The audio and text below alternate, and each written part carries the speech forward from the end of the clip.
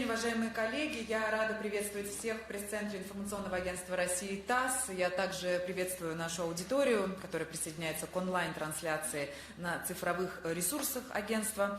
Итак, мы начинаем пресс-конференцию. Посвящена она сегодня подведению итогов весенней сессии Государственной Думы Федерального собрания Российской Федерации, а также задачам партии КПРФ на новый политический сезон. Я с удовольствием представляю вам наших уважаемых гостей в президиуме пресс-центра ТАСС, председатель Центрального комитета КПРФ, бессменный лидер фракции Коммунистической партии в Госдуме Геннадий Андреевич Зюганов. Геннадий Андреевич, добрый день, как всегда, мы рады вас приветствовать в пресс-центре ТАСС. С нами также первый заместитель ЦК КПРФ, первый секретарь Центрального комитета Ленинского коммунистического союза молодежи Российской Федерации, первый заместитель председателя Комитета Государственной Думы по безопасности и противодействию коррупции Юрий Афонин. Юрий Вячеславович, добрый день, позвольте поприветствовать.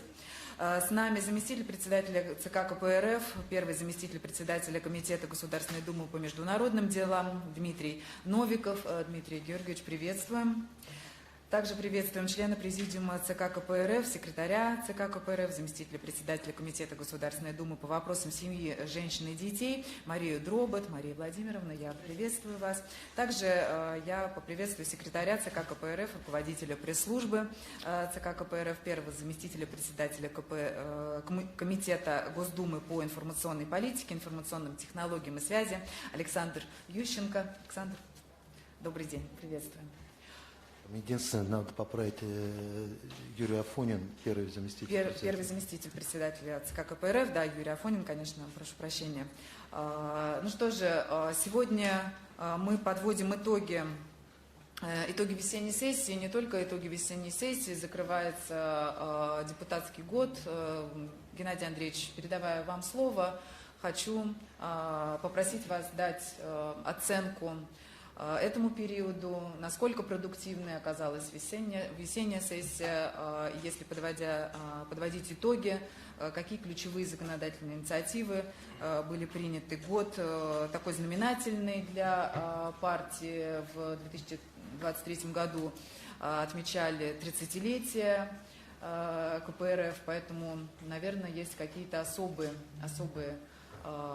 ключевые инициативы и особые предложения партии. Прошу вас. Здравствуйте, уважаемые участники нашей пресс-конференции. В условиях войны приходится начинать с очень печальные вести. Террористы, по сути дела, второй раз за последний год взорвали Крымский мост. Погибли 2 гражданина Белгородской области, тяжело ранена их дочь. Сейчас следственные органы и силовые ведомства разбираются, кто, почему и как.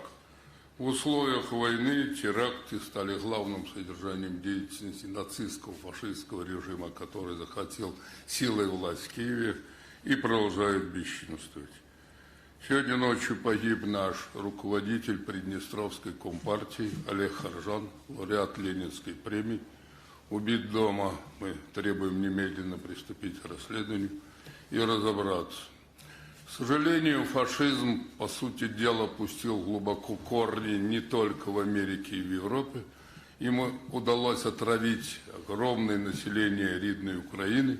1 миллион нацистов-бандеровцев сумели прокомпассировать мозги всем остальным гражданам, и уже в течение почти 500 дней они ведут войну под руководством натовских офицеров против русского мира. Мы должны прекрасно понимать, что эта война требует решения 3 стратегических задач. Первое – максимально отмобилизовать ресурсы.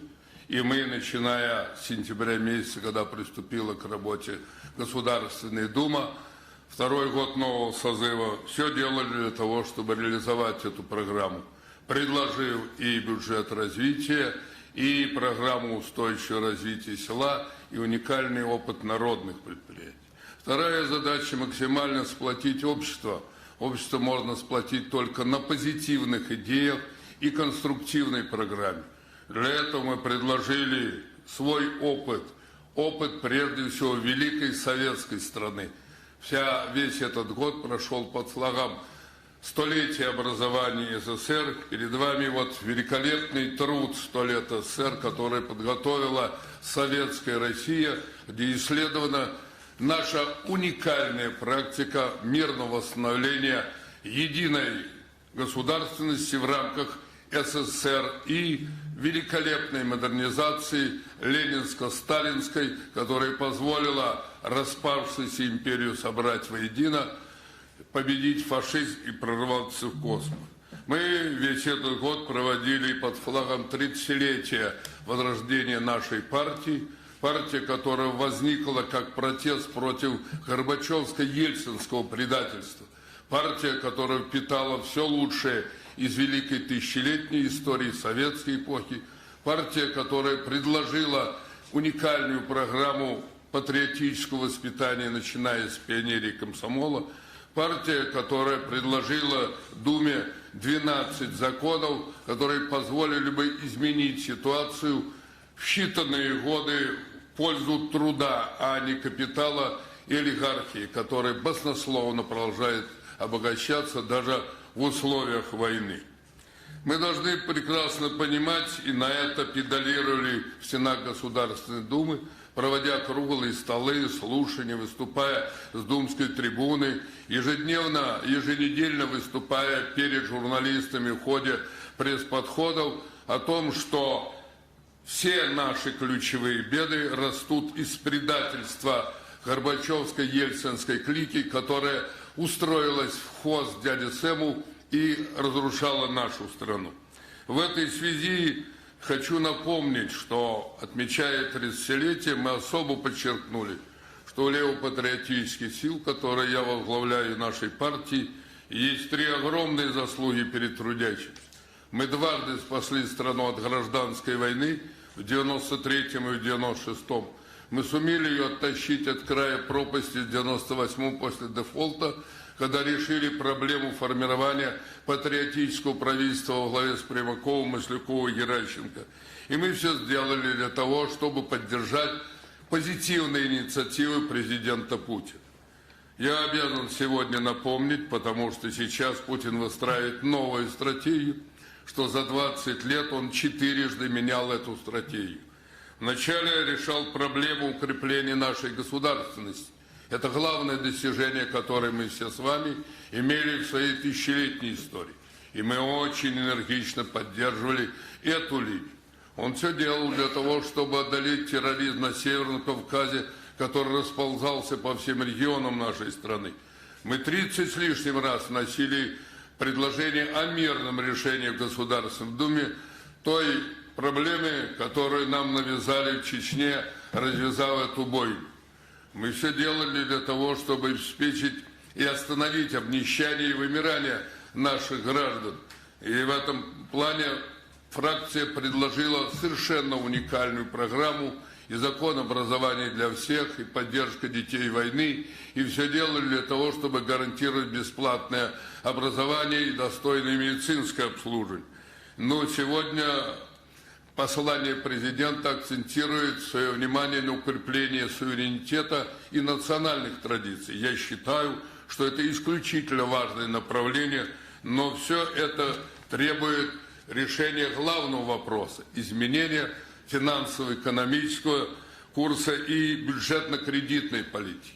Как показал и текущий год, несмотря на то, что достойно отчитывался и Мишустин, выступали его замы, министры, тем не менее финансово-экономический блок продолжает старую политику, которая никогда не даст темпы выше мировых, о чем президент призывал в своем послании, не позволит избавиться от нищеты и отсутствия должной подготовки кадров. Мы считаем, что в этой связи наша программа, наш опыт, бюджет развития, законы поддержки ключевых отраслей производства и научно-технического прогресса, защита обездоленных граждан, и прежде всего детей, женщин и стариков, это непременные условия выхода страны из кризиса и победы в ходе военной специальной операции. Для того, чтобы поддержать операцию, мы с первого дня заявляли, что надо было прислушаться к Донецкой и Луганской народным республикам и возвращать их на родину.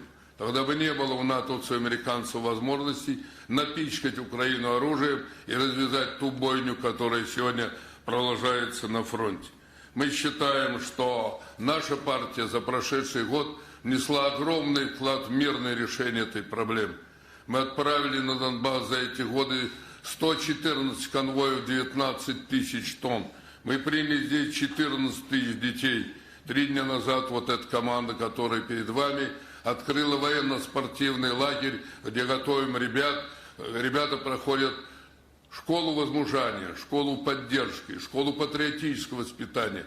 На мой взгляд, эти главные направления хорошо реализует партия, по которой руководят мои заместители. Я бы просил Юрия Вячеславовича Афонина, первого заместителя, проинформировать вас о организационно-партийной вертикали. Добрый день, уважаемые товарищи. Действительно, ключевая задача нашей страны – это победа.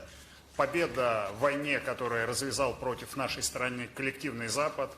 Победа над нацистами, которые захватили власть в Киеве, на Украине. Для нашей партии, очевидно, еще с момента Майданного переворота 2014 года стало ясно, что мы должны достойно защитить свою родину. И если вы помните, то первые отряды добровольцев, которые поехали защищать Донбасс, это были интернациональные отряды, интербригады. Многие наши товарищи поехали защищать Донбасс в те сложные условия. КПРФ в ходе этого времени многое сделала для развития нашей страны и многое сделала для того, чтобы мы победили фашизм. Это не только те инициативы, которые предлагала наша фракция по развитию страны в Государственной Думе, но на самом деле с момента начала специальной военной операции Коммунистическая партия Российской Федерации поистине стала сражающейся партией. Сотни наших товарищей, как добровольцы или мобилизованные, поехали защищать нашу Родину. И этот подвиг, ратный подвиг мы чтим, помогаем семьям наших товарищей, которые сражаются. Ну и помним и о памяти тех героев, которые из коммунистов-комсомольцев, которые отдали свою жизнь, защищая нашу Родину. К сожалению, уже 41 наш коммунист и комсомолец геройски пали в бою с украинским нацизмом. И мы этот подвиг помним. И на самом деле очень важно, чтобы этот подвиг в будущих поколениях он был свят, чтим, и мы должны многое сделать. Среди наших товарищей много ребят, которые награждены орденами и медалями. И вот совсем накануне нашей сегодняшней пресс-конференции пришла такая очень торжественная, важная новость, что наш товарищ, коммунист из Канска, член бюро, депутат Канского местного совета депутатов Олег Ликонцев был указом президента награжден званием Героя России. Ему присвоено это великое звание. Кстати, Олег трижды был ранен, командует батальоном, и сейчас он находится на передовой, защищая нашу Родину. И, конечно, наша партия все сделает для того, чтобы мы победили, потому что другого пути у нашей стороны нет. Но, с другой стороны, мы прекрасно понимаем, для этой победы очень важно отмобилизовать все ресурсы нашей страны, социально-экономические. Система должна быть серьезно изменена, и те законопроекты, бюджет развития, и закон о национализации, о введении прогрессивной шкалы налогообложения, опыт народных предприятий, решения, связанные с развитием социальной сферы, это ключевые инициативы нашей партии. Но, с другой стороны, мы прекрасно понимаем, что в нынешних условиях должна быть доверие населения к выборам, у населения должно быть доверие к власти, и считаем, что выборная кампания 2023 года, а у нас большие выборы, 44 региона, крупнейшие выборы глав субъектов, депутатов законодательных собраний, и в следующем году в марте выборы президента, они должны пройти честно, прозрачно. К сожалению, избирательная система за последние годы серьезно изменена. Принято 19 законопроектов, которые изуродовали эту систему. КПРФ в ходе заседаний Государственной Думы внесла кодекс, избирательный кодекс Российской Федерации, принятие которого позволит действительно обеспечить нашей стране подлинное народовластие. Мы считаем необходимым отмену трехдневного голосования и дистанционного голосования. Мы считаем, что необходимо обязательно убрать муниципальный фильтр, который, кстати, в ходе этой избирательной кампании, через который пытаются не допустить наших кандидатов, например, Марию Прусакову в Алтайском крае, депутата одномандатника, девушки и политика, который получил большую поддержку населения. Ну и мы прекрасно должны осознавать, что без серьезных изменений в этой политике ничего не сделаешь. Наши губернаторы, коммунисты, Андрей Клычков, Орловская область, на земле которой состоялся Орловский экономический форум, который получил большую поддержку и специалистов, и общественности, идет на выборную кампанию. Наш товарищ Валентин Коновалов, глава Хакасии, против которого брошены мощнейшие силы черных технологов и наших оппонентов, несмотря на его колоссальные успехи в развитии Республики Хакасия, обязательно расскажут и донесут свою программу. Так же, как и кандидаты в других регионах, которые, именно представляя программу развития нашей страны, представляя команду КПРФ, борются за то, чтобы жизнь в нашей стране была лучше. И на самом деле очень важно, мы прекрасно понимаем, что без пути созидания социализма это развитие невозможно. Очень важная задача, стоящая перед нашей партией, это удвоение рядов, укрепление партийных структур. Это укрепление, оно идет повсеместно. У нашей партии большие силы. Вот сейчас завершилось формирование участковых избирательных комиссий.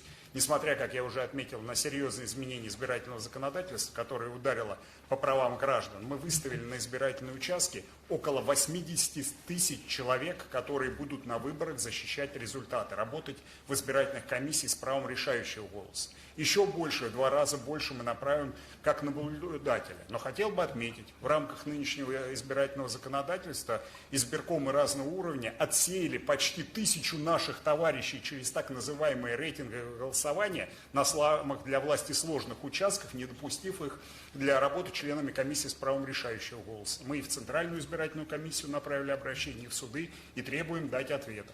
Так же, как и требуем дать ответа на преследование наших коммунистов, которые защищают интересы, права трудящихся, а по ним идет преследование. Это Артем Самсонов в Приморском крае, целый ряд наших товарищей, которые преследуются в других регионах, Волгоградская область здесь, в центральных регионах страны. КПРФ сражающаяся партия, но мы считаем, что сейчас нужна консолидация всего общества, а общество без социализма, народовластия и патриотизма развиваться не может. КПРФ сделает все, чтобы социализм, народовластие и патриотизм возобладал в нашей стране. Спасибо, Юрий Вячеславович, спасибо, подробно, интересно, содержательно. Новиков Дмитрий Юрьевич, зам, который курирует всю информационно-пропагандистскую работу. Пожалуйста. Уважаемые участники, конечно, никто из нас не ожидал, что сегодняшнюю пресс-конференцию Геннадий Андреевич будет начинать с объявления об этом трагическом известии. Наш друг, товарищ Олег Харжан остается в нашей памяти, но, к сожалению, не сможет больше вместе с нами продолжать тот политический путь, ту политическую борьбу, которую он вел все эти годы. Мы сделаем все для того, чтобы память о нем сохранялась, и для того, чтобы виновные были наказаны. Хорошо помню последний разговор, когда он позвонил, попросил дать трубку Геннадию Андреевичу, поблагодарил за присвоение Ленинской премии нашу партию. Он этой Ленинской премии был абсолютно достоин.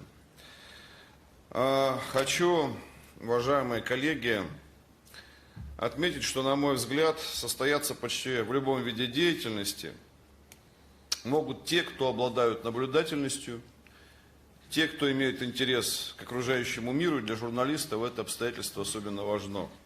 Если вам это свойственно, то вы наверняка замечали, что человечество сейчас живет в эпоху имитаций, многочисленных и разнообразных. Вот прошел в Вильнюсе саммит НАТО.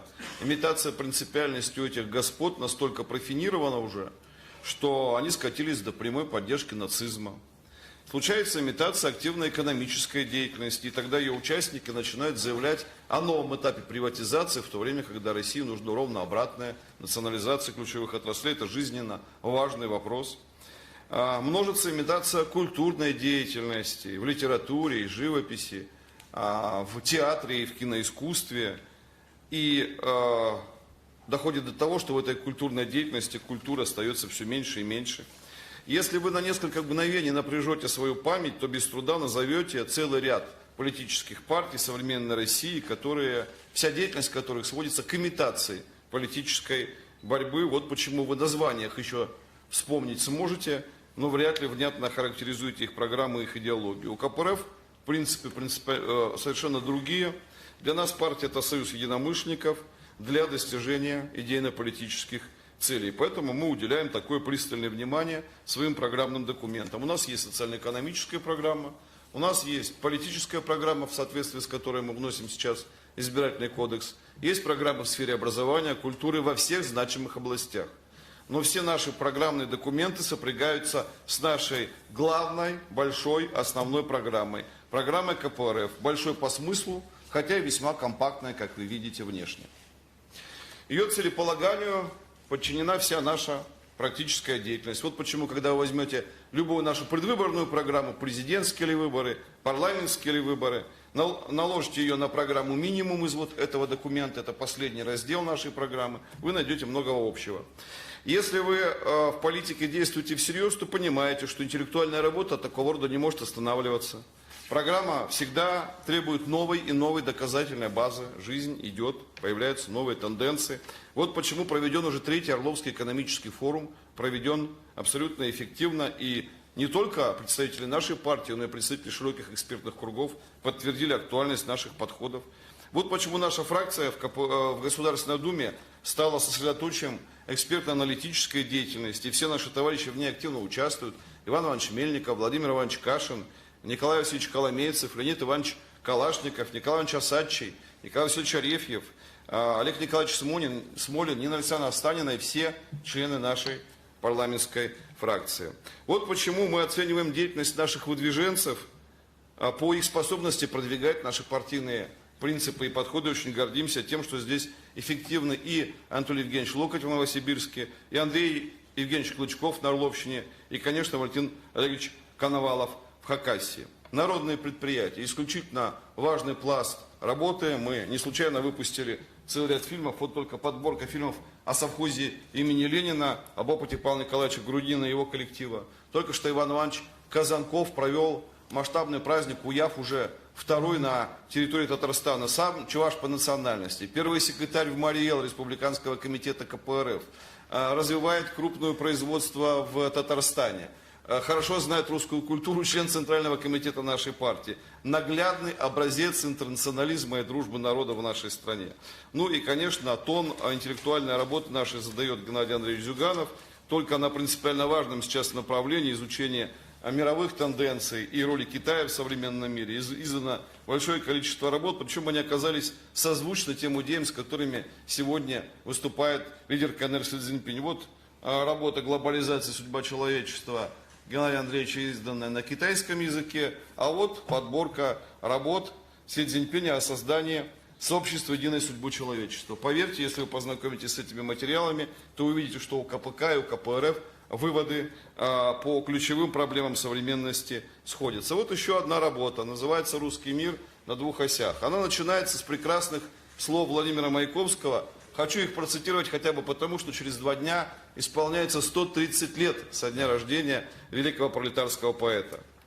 Труд рабочего, хлеб крестьян, на этих 2 осях катится время на всех скоростях и вертится жизнь вся. Вот аудиокнига, которая в развитии работы «Русский мир на двух осях» издана «Красная линия», телеканал КПРФ, приступил к работе над таким форматом. Это первый опыт, я уверен, что он получит продолжение. Это аудиокнига по программной статье Геннадия Андреевича «Сражаясь за русский мир». Будем эту работу развивать. Наша доказательная база – это и практика целых стран. Маленькая Куба оказалась в течение десятилетий противостоять блокаде со стороны Соединенных Штатов Америки. Но это же надо изучать, надо же понять, какого механизма, что такому санкционному давлению удалось противодействовать. Мы уж не говорим про опыт Китайской Народной Республики. Мы будем плохими наследниками отцов-победителей, если все сотрудничество по линии Китай-Россия сведем только к цифрам товарооборота. Да, это важная вещь, но есть и не менее важные вещи. Мы должны понимать, что в ключевых планетарных событиях наша страна, Советский Союз и Китай были по одну сторону исторических баррикад. Мы вместе побеждали фашизм, вместе преодолевали неоколониализм, вместе достигали наивысших показателей социального прогресса. Это нужно знать, механизмы нужно изучать, чтобы использовать завтра и послезавтра. Вот почему мы приветствуем открытие в Москве Центра по изучению и исследованию идей Си Цзиньпиня «Социализм с китайской спецификой в новую эпоху». Если вы хотите понимать позицию КПК, вы должны знать глубоко те идеи, с которыми лидер партии китайских коммунистов и страны идет к своему населению и населению всего мира. Мы намечаем и намерены, возможно, уже до конца текущего года, скоро детализируем эту информацию, провести, в том числе с участием китайских ученых, научно-практическую конференцию, где будем исследовать историю Второй мировой войны. Здесь есть очень важные вопросы, где акценты предстоит расставить по-новому. И в этом отношении мы видим и продолжение той работы, в связи с которой провели антифашистский форум в Минске. Общий фронт борьбы с фашизмом и неоколониализмом будем расширять. Спасибо. Спасибо, Дмитрий Юрьевич. Хочу добавить только, что и в Ульяновске, что область возглавляет сейчас русских, Алексей один из талантливых губернаторов, который многое делает для восстановления лучших производственных традиций. Там сейчас полностью модернизируется авиационное производство, автомобильное, и одновременно восстанавливает Ленинский центр. Тот большой красный маршрут, который мы вместе обсуждали с председателем Си Цзиньпинем от Пекина через родину Ленина, Ульяновск, Казань, Москву и Ленинград, он заслуживает особого внимания. И мы полагаем, по этому маршруту будут посещать и знакомиться с нашей великой советской историей вот минимум 10-12 миллионов из Китайской Народной Республики. Дробот Мария Владимировна, она занимается проблемами детства, юношества, пионерской и комсомольской организации. Пожалуйста, Маша. Уважаемые участники, Росстат накануне обработал и опубликовал данные о рождаемости и смертности населения по итогам 2022 года. Нам торжественно объявили, что число умерших за год в отношении к предыдущему году сократилось. Якобы эти цифры создают некую картину смягчения той демографической катастрофы, в которой наша страна находится все постсоветские годы. На самом деле статистика о смертности растет на фоне предыдущего периода пандемии коронавируса. Если же взглянуть на данные рождаемости, то здесь цифры неутешительные, к сожалению. Количество новорожденных детей сократилось на 6,9%. Это минимальный показатель с 2000 года. Таким образом, наша страна продолжает стабильно терять по 500-600 тысяч ежегодно, за исключением миллиона по потерям пандемийного года. Это население целых городов. И такой город исчезает у нас каждый год. И теперь это преподносится как положительная динамика. В декабре Минтруд предупредил о сложной демографической ситуации в России. Ведомство заявило, что для повышения рождаемости нужны кардинальные меры. Фракция КПРФ Государственной Думы такие меры предлагает. Я и мои товарищи по партии уверены, что полумеры не дадут результата, а вызовут только раздражение. Если говорить о кардинальных мерах, то нужно обратиться к собственному позитивному опыту. В истории нашей страны был период, когда демографический рост был именно ростом, а не временем снижением смертности. Я сейчас говорю об опыте Советского Союза. Какой главный вопрос у семьи, которая собирается родить ребенка? Где они с этим ребенком будут жить? Как лечить? В какой детский садик отдавать? И где учить и на какие деньги? Никакие материнские и материальные капиталы эти вопросы не решают. И единственный способ выправить демографическую ситуацию – поддержать многодетную семью. Чтобы защитить многодетные семьи, надо поддержать закон, внесенный депутатами нашей фракции, о мерах господдержки многодетной семьи. Он сейчас находится на рассмотрении правительства. Законопроект, на принятие которого настаивают коммунисты, закрепляет статус многодетной семьи. Это семья, где воспитываются 3 и более детей, независимо от субъекта федерации. Такой же позиции придерживается и Минтруд. Верхнюю планку возраста детей в многодетной семье законопроект устанавливает на 18 годах. А если ребенок учится очно, то на 23.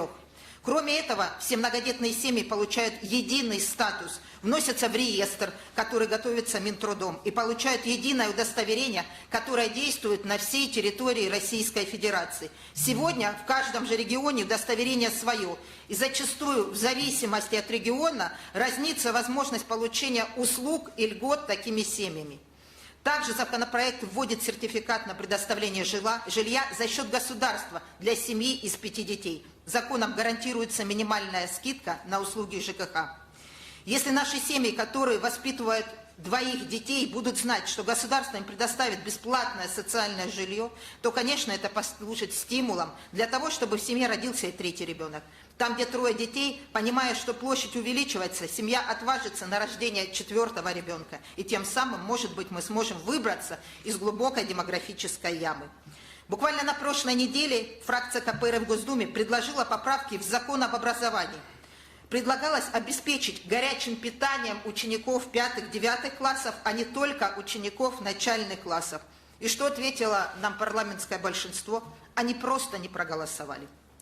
Еще в 2012 году фракцией был внесен в Госдуму закон образования для всех. Документ готовила очень сильная грамотная команда, и он прошел солидную апробацию. Мы обсудили его на парламентских слушаниях. Затем представили на обсуждение педагогической общественности, родителей, учащихся. Он рассматривался сектором ректоров России. Этот закон был представлен на учительских совещаниях и получил широкую поддержку. Мы считаем, что этот закон полностью отвечает веяниям 21 века, впитал в себя все лучшее из опыта русской и советской школы, мировой практики и современных требований.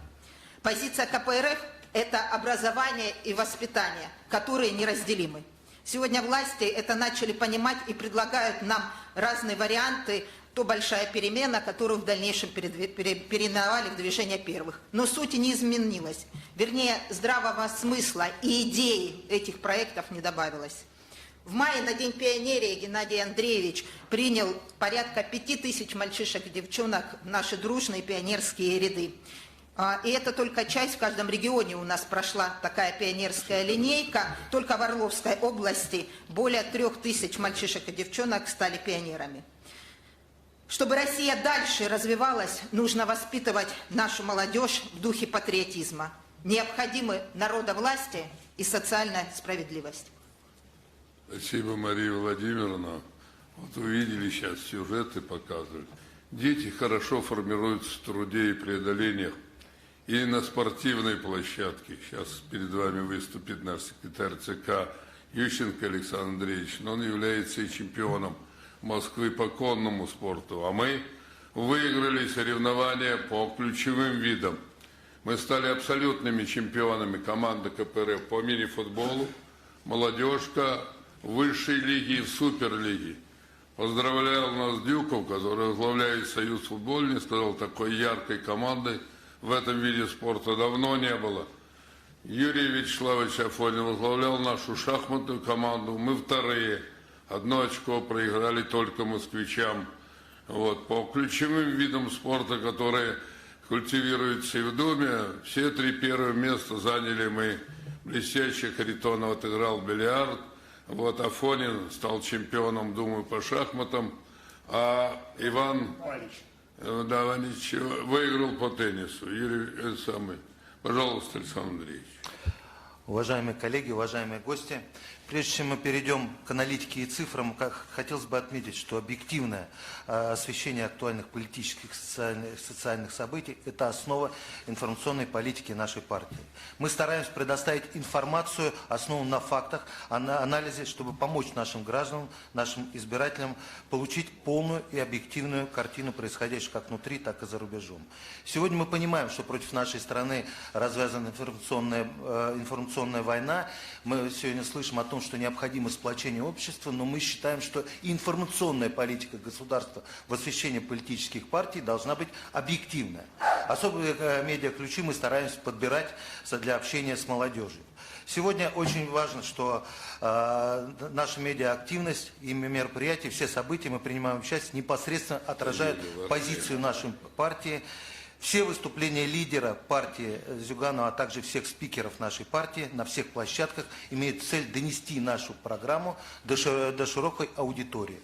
Поэтому мы регулярно проводим мониторинг партийного эфира, которым подсчитывается полностью эфирное время всех политических партий на 5 федеральных каналах. Первый – Россия, НТВ, ТВ-центр и РЕН-ТВ.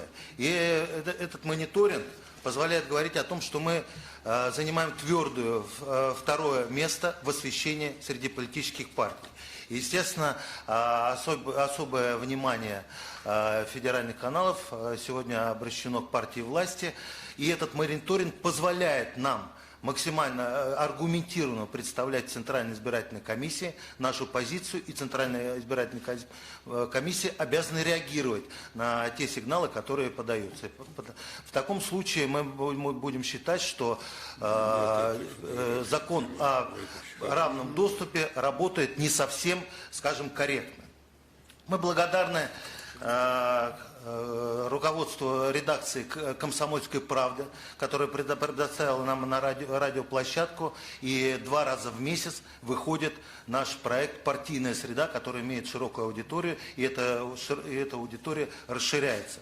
На радио «Комсомольская правда» было выступление с начала года 12 прямых эфиров, на котором выступал председатель партии Геннадий Андреевич Зюганов, Юрий Афонин, Дмитрий Новиков, Николай Коломейцев, Валентин Коновалов, Леонид Зюганов, Мария Прусакова, Нина Останин, Денис Парфенов и Александр Ивачев. И это мы активно распространяем по соцсетям, размещаем на сайте, а также на сайте «Комсомольской правды».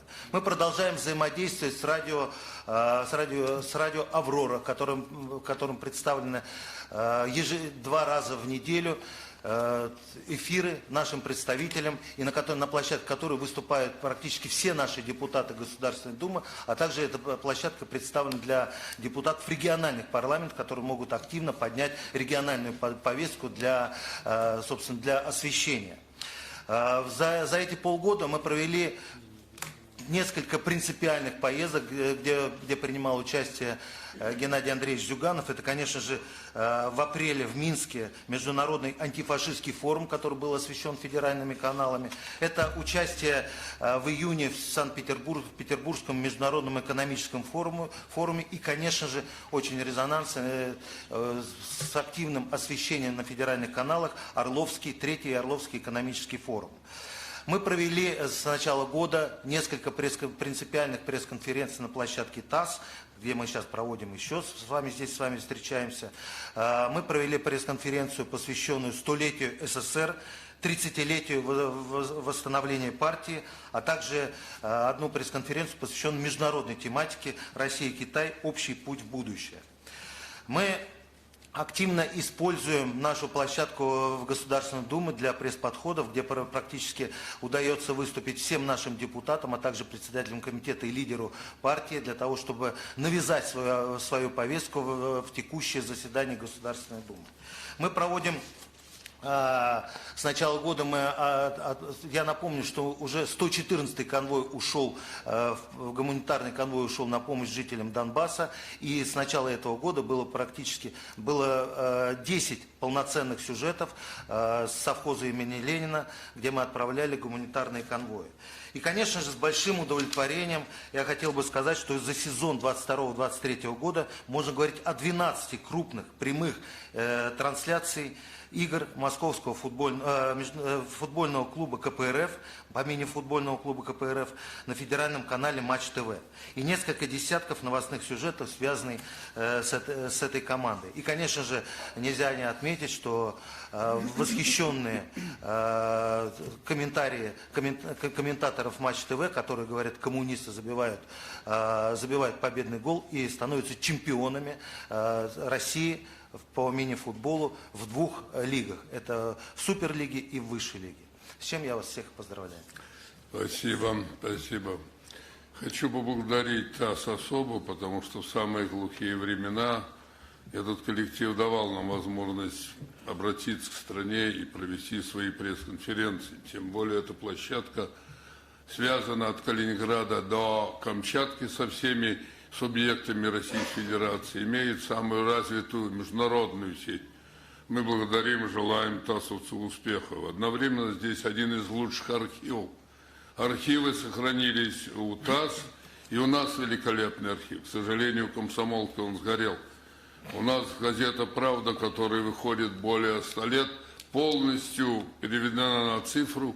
Если вам потребуется узнать, кто выступал, вы просто ахнете. Нет ни одного известного деятеля, которые бы не выступали в газете «Правда». Там все исторические материалы, и мы готовы вам представить эти материалы. Также хотел бы благодарить «Россию-1» и «Россия-24», который регулярно дает информацию о наших мероприятиях. Слову сказать, и наши два руководителя во фракции, Харитонов и Коломейцев, которые максимально используют свои возможности для того, чтобы осветить деятельность фракции и деятельность комитетов. Тот же Харитонов, как один из самых опытных депутатов, провел в 11 территориях Севера и Дальнего Востока, которые входят в компетенцию его комитета, выездные занятия, куда предложил выехать 7 депутатов от фракции, и это имеет колоссальное значение, начиная от Северного завоза, кончая поддержкой этих очень важных регионов для нашей страны, ибо в Тихоокеанском регионе будут развиваться самые главные мировые события в этом веке. А Коломейцев регулярно использует и Думскую трибуну, и подход к журналистам, там минимум 10 телеканалов представлены каждый день.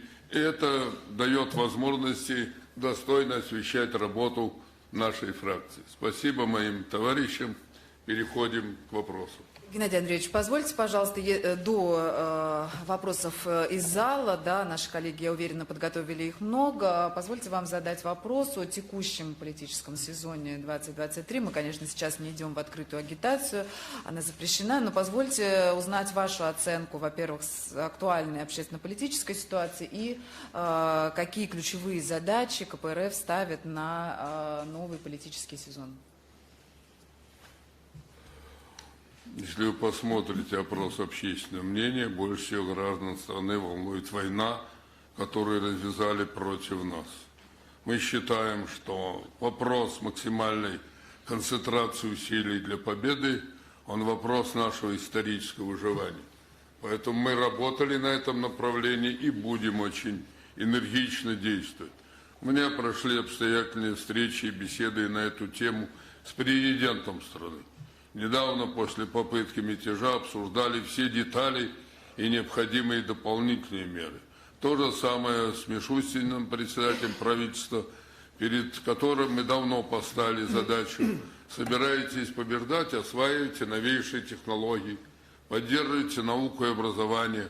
Вот сейчас прошли 2 форума, в котором участвовали и президент, и председатель правительства, которые связаны с инновациями. И в этом отношении наша фракция, где каждый второй имеет научную степень, которая прекрасно подготовила программу образования для всех и внедрение новейших технологий. Мы это показали в регионах, которые курируем, прежде всего в Академгородке Новосибирска, который объединяет почти 90 крупнейших научных учреждений Сибири, Дальнего Востока и Севера. И это для нас магистральное направление. Для нас очень важно решить проблему народонаселения. Вот Мария прекрасно вам изложила эту тему, но понимаете, на просторах от Черного и Балтийского моря до Тихого океана нас осталось 150 миллионов. Чтобы быть успешными, безопасными и конкурентоспособными, надо иметь минимум 200. Не хочу расшифровывать, но минимум 200. А если складывать потенциалы славянского ядра, это русских, украинцев, белорусов, надо иметь 250.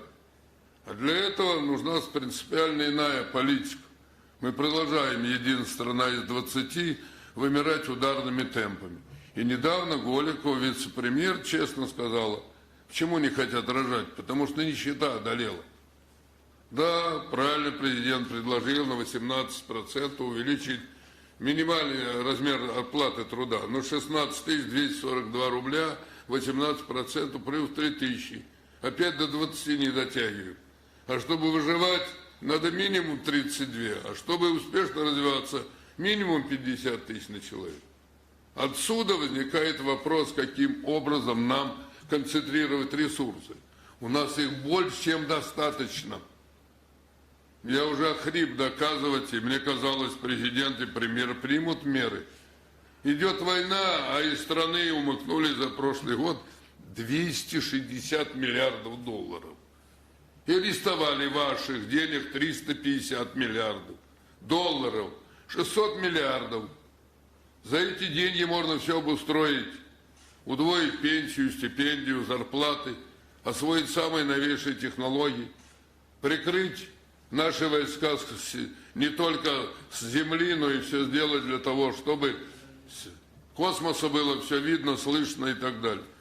Но по-прежнему и наше предложение так и не принято. Это будет вот 3 магистральных направления, которым мы руководствуемся в новом политическом сезоне. А он должен реализовываться прежде всего в бюджете развития. Он готов, он осмыслен, он апробирован. Мы доказали в народных предприятиях, не берем ни копейки у государства. Вот Грудинин рядом, слава богу, отбили от бандитов. Отбили, 3 года отбивали. 3500 судов пережили. Вот сейчас завершают убор клубники, 800 тонн собрали.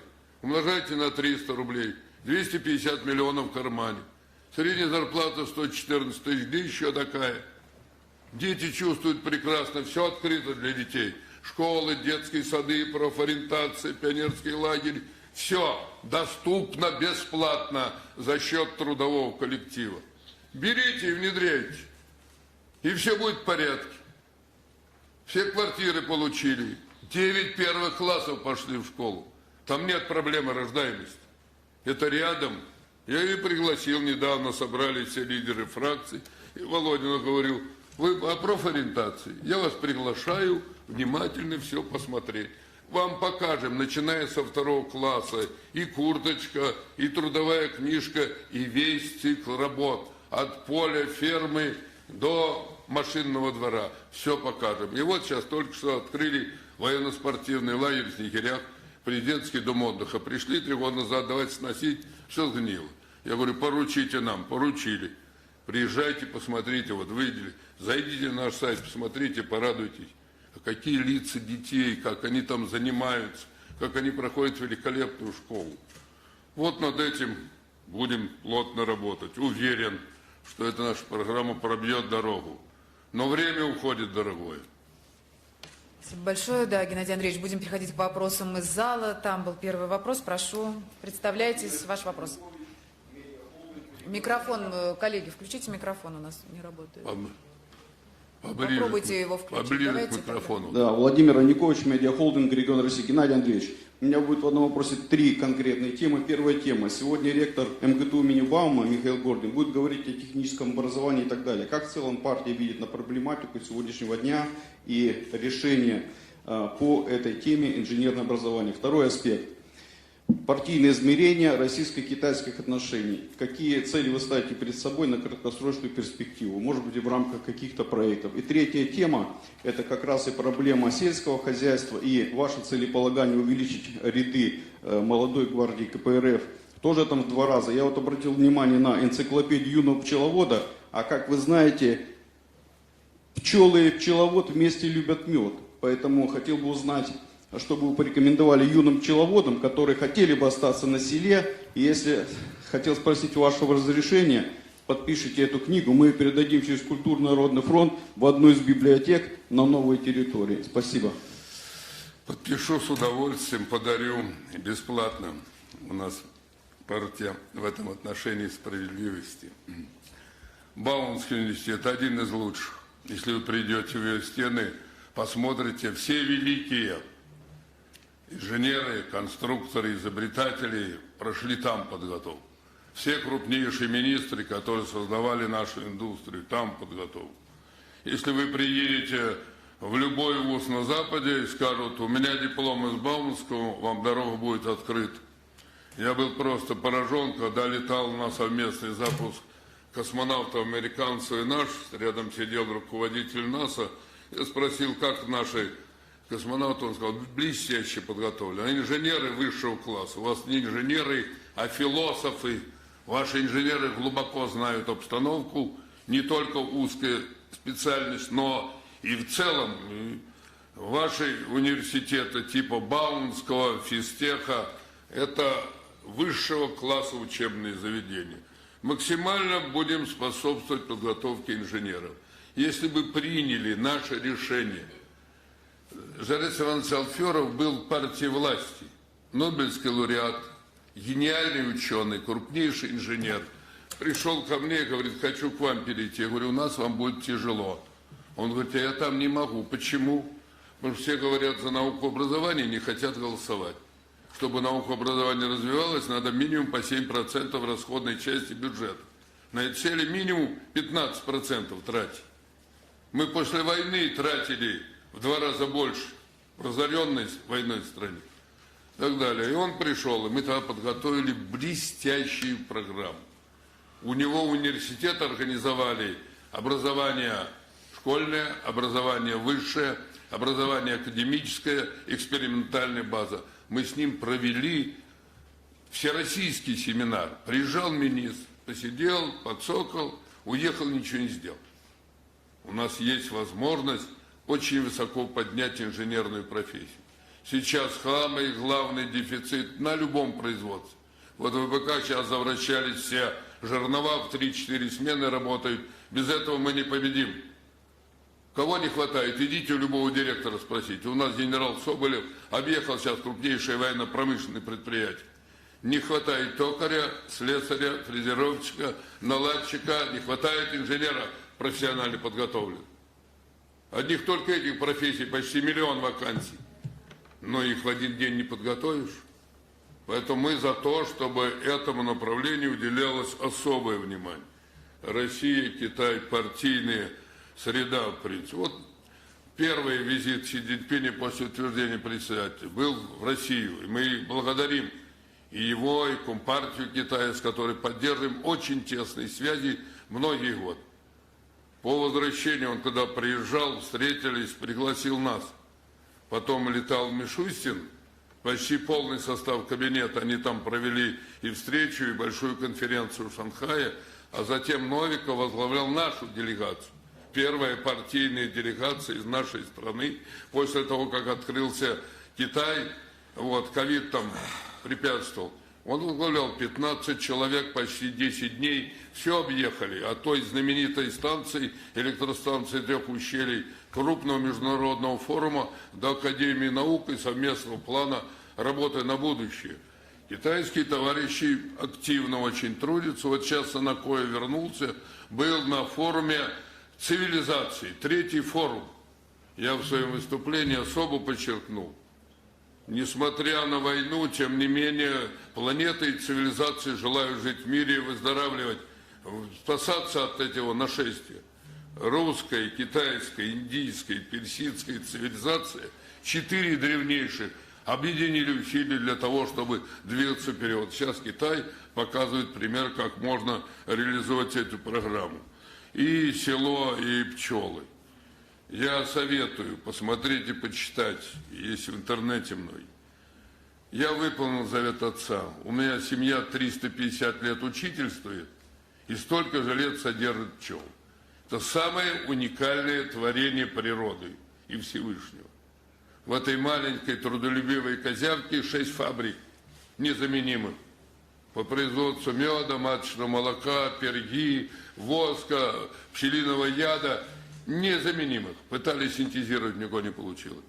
И семья живет, вот сейчас в семье там 70-80 тысяч. Рабочие пчелы пашут для того, чтобы вас обеспечить лучшим в мире продуктов. 100 стран брали, 100 видов продовольствия, везде мед занял 1 место.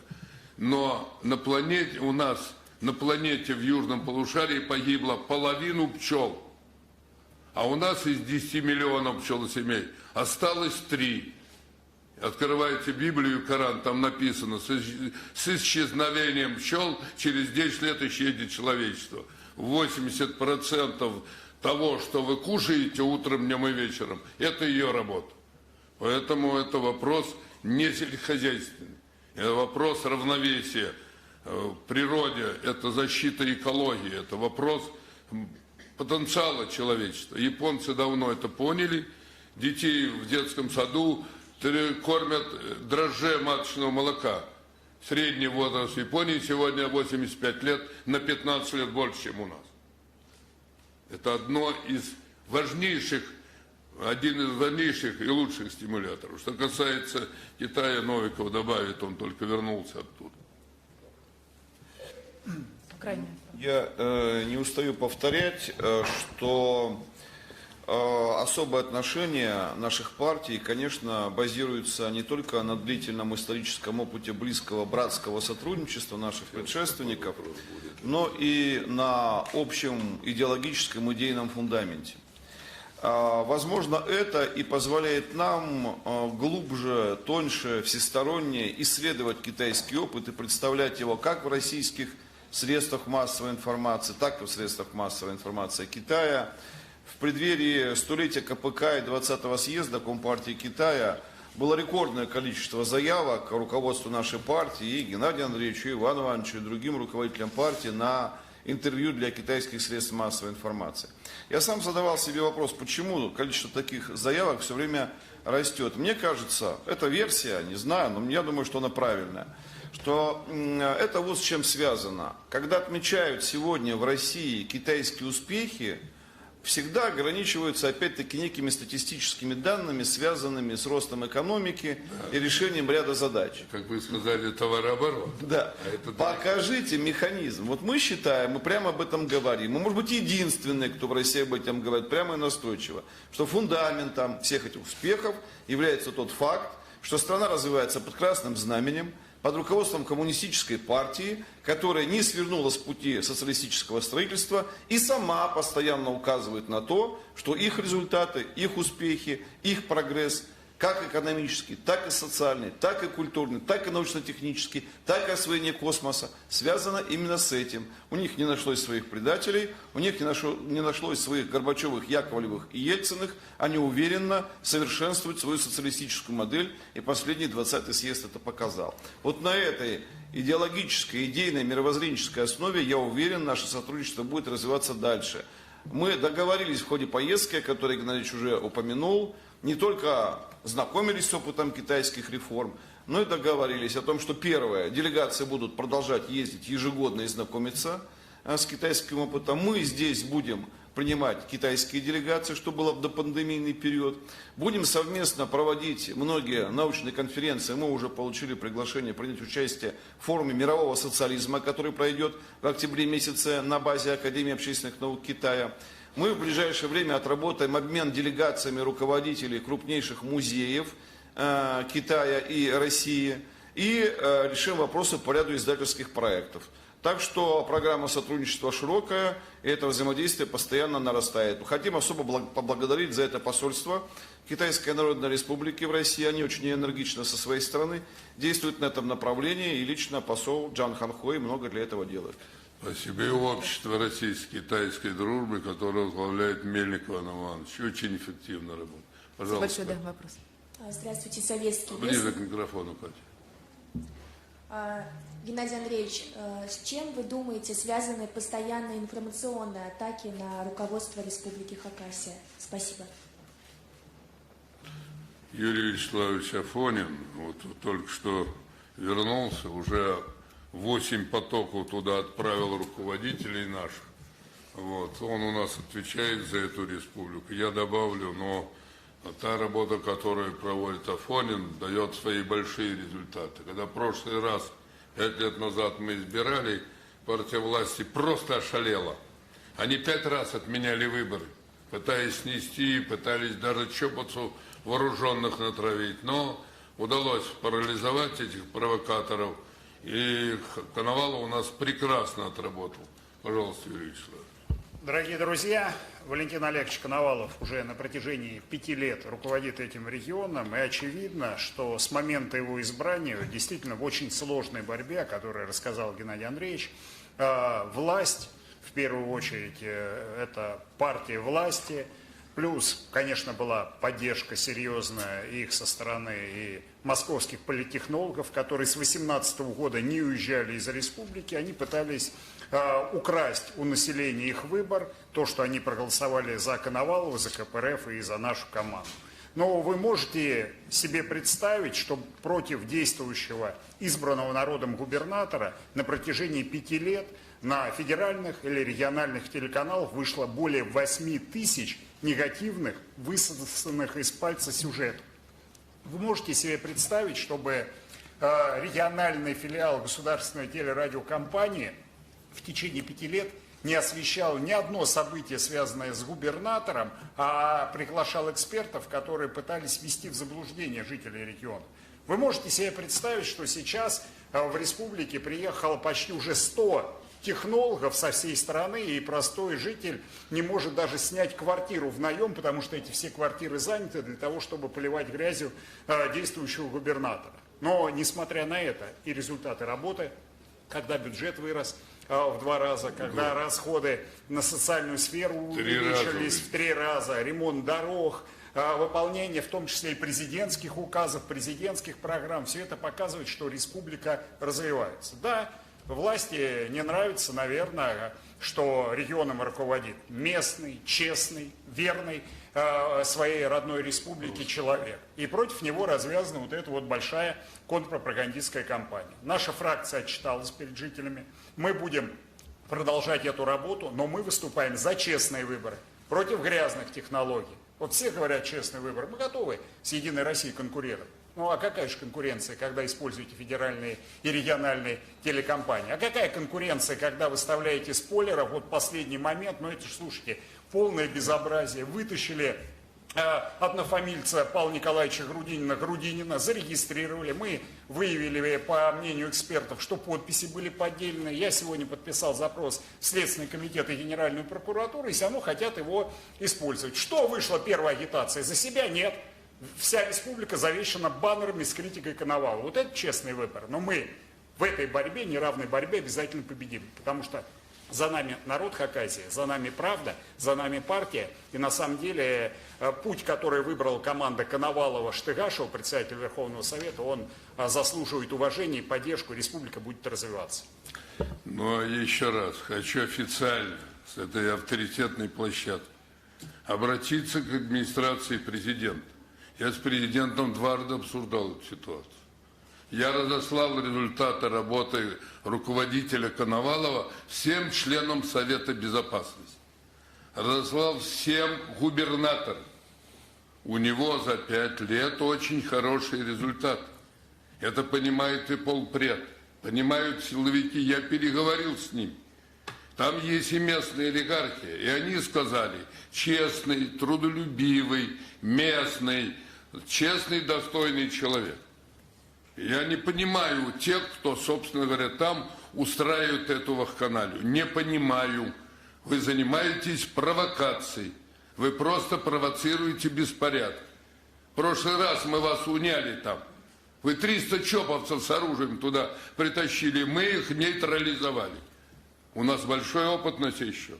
Мы умеем с этим варварством бороться. Вы нас с утра до вечера судите, воспитываете. Я к Кинштейну обращался с трибуны Думы. Почему вы, как руководитель комитета, ничего не делаете? Один РЕН-ТВ, там уморишься смотреть эту грязь и мерзость. Но люди-то избрали. Он представитель власти. И вы с ним обращаетесь, так как это непозволительно ни в каком обществе. И это на фоне войны.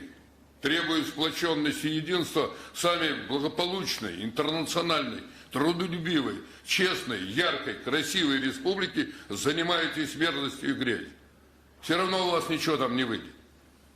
Но я вам дам степениться.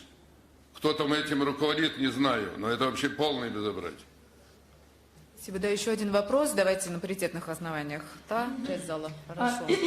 Здравствуйте. У меня вопрос следующий. Вы постоянно оказываете помощь Донбассу. Хотелось бы узнать, какие у вас еще планы по оказанию помощи и как работает программа «Дети России, дети Донбасса». Спасибо. Кто у нас? Давай, Юра, начинай. Уважаемые товарищи, мы уже в начале нашей пресс-конференции сказали, что поддержка Донбасса для партии всегда была приоритетом.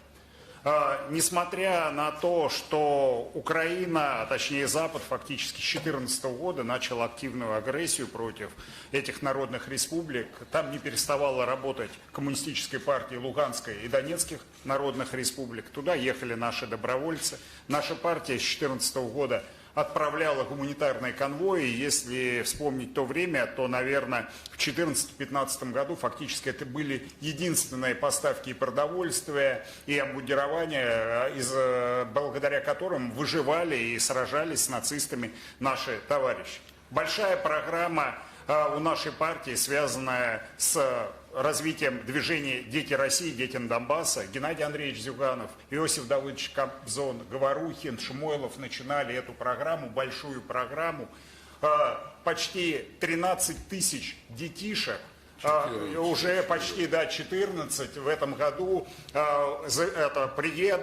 приехали и приедут в нашу страну для того, чтобы пройти оздоровление, познакомиться с историей нашей страны. И самое главное, дети получают правду о великой дружбе народов, русского, белорусского, украинского народов. Ведь ключевая проблема этих территорий, 4 новых территорий, в которых наша партия активно работает, то, что не только даже молодому поколению и старшему поколению пытались перевернуть сознание, пытались бить ложные истины, пытались подать историю однобокую в интересах западных хозяев. Вот эту задачу большую и образовательную, и воспитательную мы выполняем. И еще важно сказать, в 4 наших новых регионах активно действуют коммунистические партии Российской Федерации, наше региональное отделение.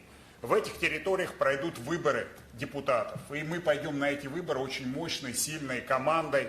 Мы сейчас представили от имени партии кандидатов на пост глав этих регионов.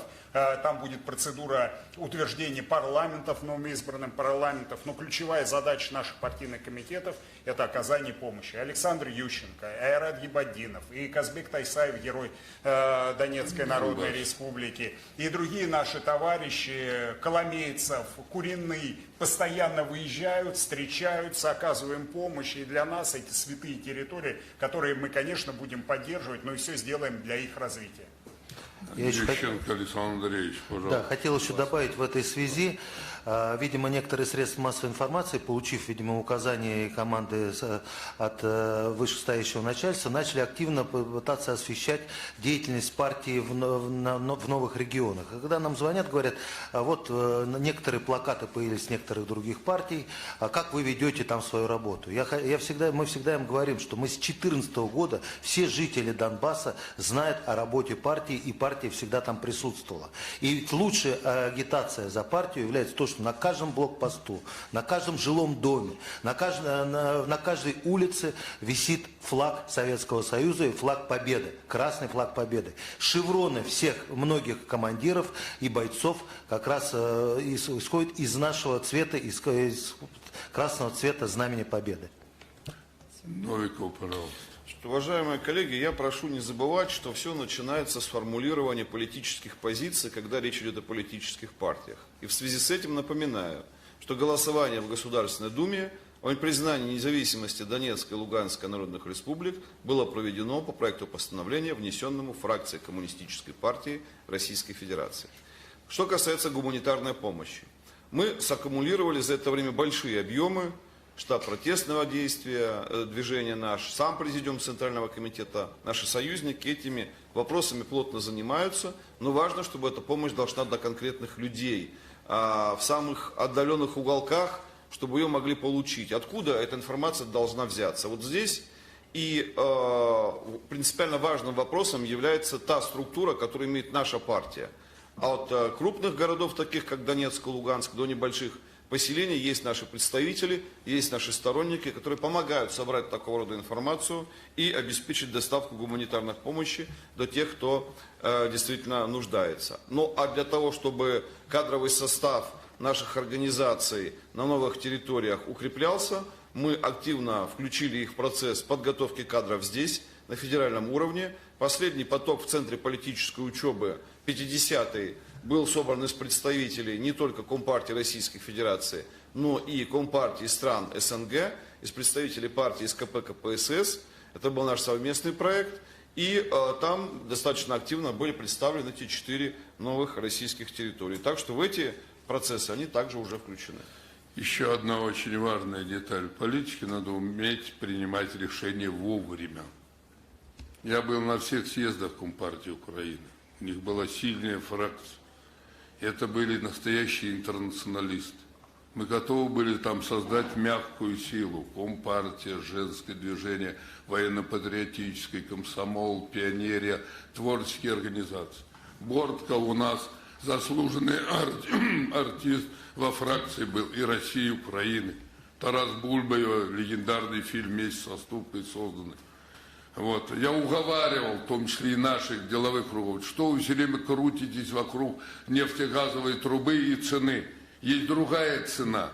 Цена личных связей, отношений, нашей истории, культуры, традиций. Будем туда вкладывать. Получим дружбу и получим большие важные связи, которые позволят нам преодолеть и эту бандеровщину и нацистскую идеологию. К сожалению, упустили время. Сейчас надо наверстывать, но надо плотнее работать с новым поколением. Вот ребята, которые приезжают, я был ошарашен. Со 2 класса я учебник смотрел. Прививают ненависть всему русскому, советскому, народному. Вот такая девчушка и мальчишка им прививают. Смотрю дальше, та же картина. И вдруг педагог спрашивает, а почему у ваших учебников ни одного плохого слова нет об Украине? Я говорю, да и не может. А у них все это было. Нам надо утраивать усилия на сей счет. И очень важно объективно показывать в молодежной среде. Я удивляюсь, наше Министерство образования и высшего просвещения не занимается этой работой ни со студентами, ни со школьниками. Это вопрос нашего исторического выживания. Он касается каждого из вас.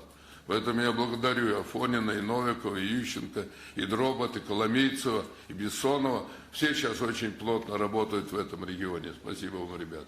Спасибо большое. Да, есть еще вопрос. Прошу вас, представляйтесь. Дмитрий Горбунов, журнал «Политическое просвещение». У меня 2 вопроса. Уважаемый Геннадий Андреевич, первый вопрос вам. На прошлой неделе прошел саммит НАТО в Вильнюсе. Ваш анализ его итогов. И, с вашего разрешения, второй вопрос в адрес Дмитрия Георгиевича Новикова.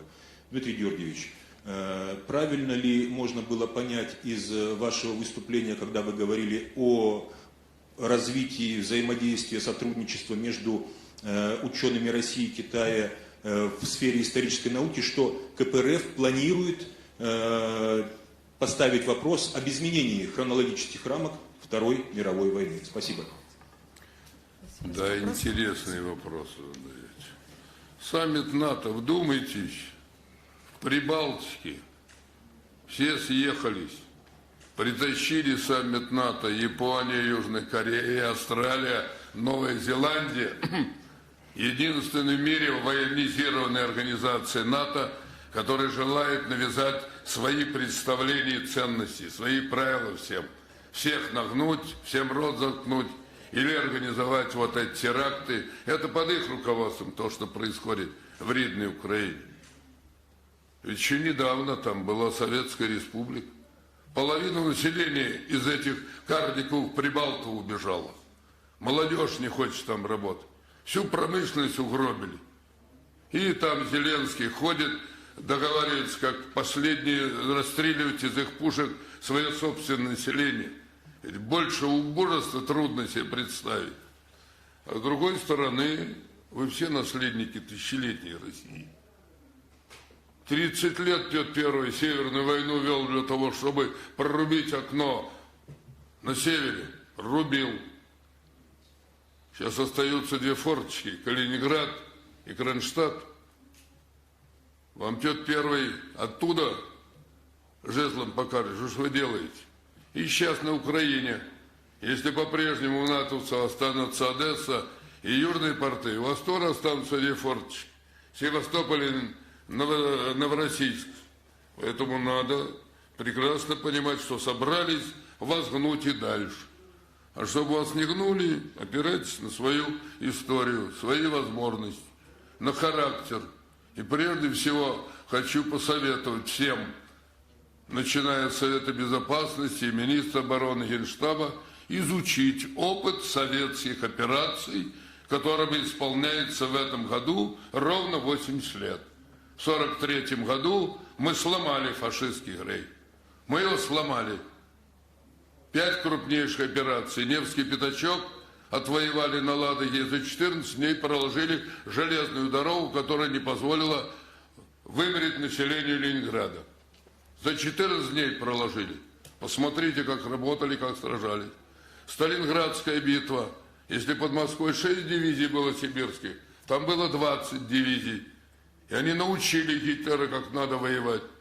100 тысяч плен взяли, одних только 26 генералов. Вот это победа.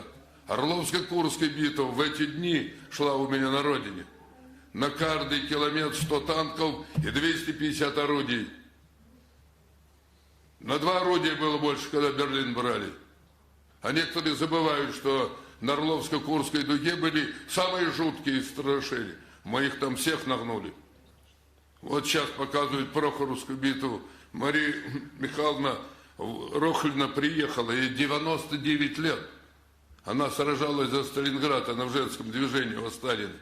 Она сейчас на Прохоровском поле была, она там медсестрой была. Там 1200 танков сошлись в рукопашную.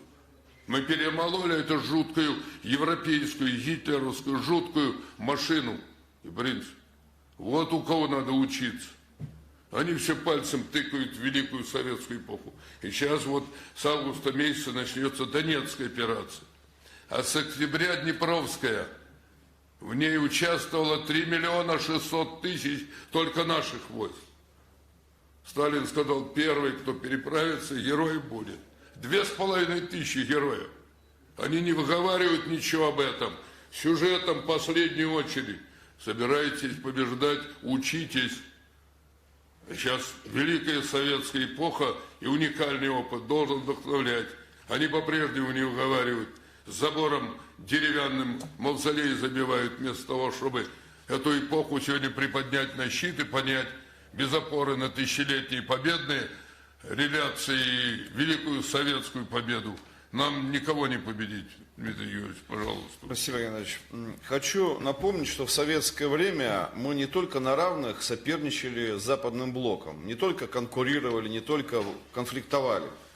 Советское руководство состояло из людей, которые сами прошли через фронты, через борьбу с фашизмом, начиная от Брежнева, который сам участвовал в военных действиях, и заканчивая Косыгиным, который помогал Швернику обеспечить эвакуацию промышленных производств. Но стремясь к миру, стремясь к недопущению Третьей мировой войны, советское руководство пыталось при этом найти какие-то точки соприкосновения, от которых, отталкиваясь, можно с Западом продолжать вести диалог.